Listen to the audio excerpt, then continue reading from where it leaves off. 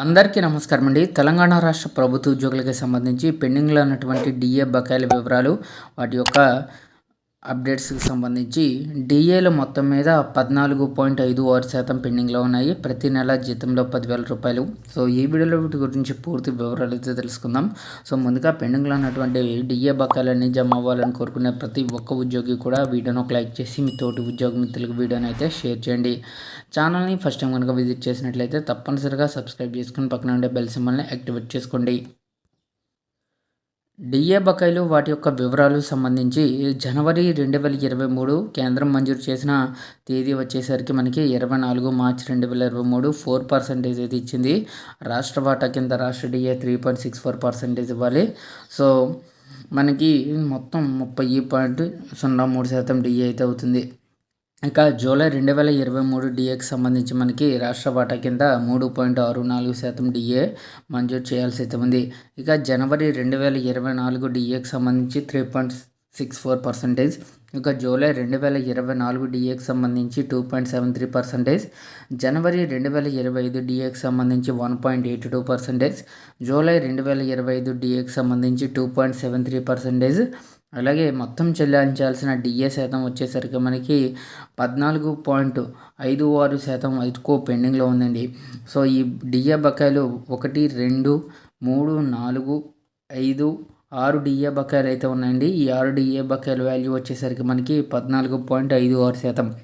అయితే మనం ప్రస్తుతం డిసెంబర్ 2025లో ఉన్నాము. ప్రస్తుత వివరాల ప్రకారంగా జనవరి 2023 వరకు మనకి డిఏ మంజూరు అయితే అయిందండి. ఆ తర్వాత నుంచి ఇప్పటి వరకు మొత్తం 5 డిఏ విడతల మంజూరు చేయాల్సి అయితే ఉంది. మొదటి బకాయి విడత జూలై 2023 నుంచి లెక్క కడితే ఈ డిసెంబర్ 2025 ఆఖరి నాటికి మొత్తం 30 నెలల కాలానికి సంబంధించి డిఏ బకాయిలు పెండింగ్లో ఉన్నాయి. శాతాల పరంగా చూస్తే మొత్తం 14.56% పెండింగ్ డిఏ ప్రభుత్వం నుండి ఉద్యోగులకు రావాల్సి అయితే ఉంది. వచ్చే జనవరి 2026 నుండి 6వ విడత కూడా బకాయిల్లోకి చేరిపోతుంది. సో కాబట్టి మొత్తం ఉద్యోగులకి 6 విడతల డిఏ బకాయిలు అయితే రిలీజ్ చేయాలి. మొత్తం బకాయిలు సుమారుగా లెక్కిస్తే విడుదల అయిన తేదీ నుంచి మనం లెక్క కడితే దాదాపుగా విడతల వారీగా 70,000 బేసిక్ పే ఉన్న ఉద్యోగికి రావాల్సిన డిఏ బకాయి వివరాలు ఈ విధంగా ఉన్నాయి. జూలై 2023 డిఏకి సంబంధించి 3.64% అయితే వారి యొక్క నెలవారీ బకాయి 2,548, కాగా మొత్తం బకాయి 76,440. ఇక 2024 సంబంధించి జనవరి డిఏ చూసుకున్నట్లయితే 3.64%. ఈ విడత ప్రకారంగా 24 నెలల బకాయిలు రావాలి. సో దాంతో మొత్తం బకాయి 61,152 రూపాయలు.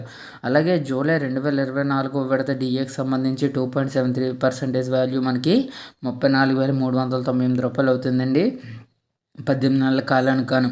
ఇక జనవరి 2025 డిఏకి సంబంధించి 1.8% మొత్తం మనకి 12 నెలల కాల పరిమితికి రావాల్సి అయితే ఉంది. మొత్తం బకాయి 15,288 రూపాయలు అవుతుంది.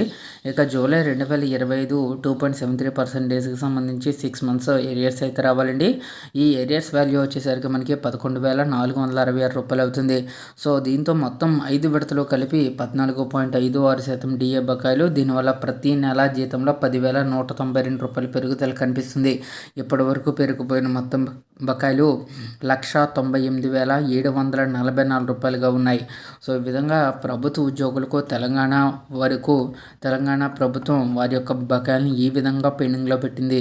సో ఇవన్నీ కూడా క్లియర్ చేయాలని చెప్పేసి కొత్త సంవత్సరంలోనైనా జనవరి నెలలో వీటికి సంబంధించి విడతల వారీగా దశల వారీగా చెల్లించే ఏర్పాటు చేయాలని చెప్పేసి అడుగుతున్నారు. సో ఇదండి వాళ్ళ తెలంగాణ ఎంప్లాయీస్కి సంబంధించి వచ్చిన తాజా updates. For more updates, subscribe to our channel. Thank you.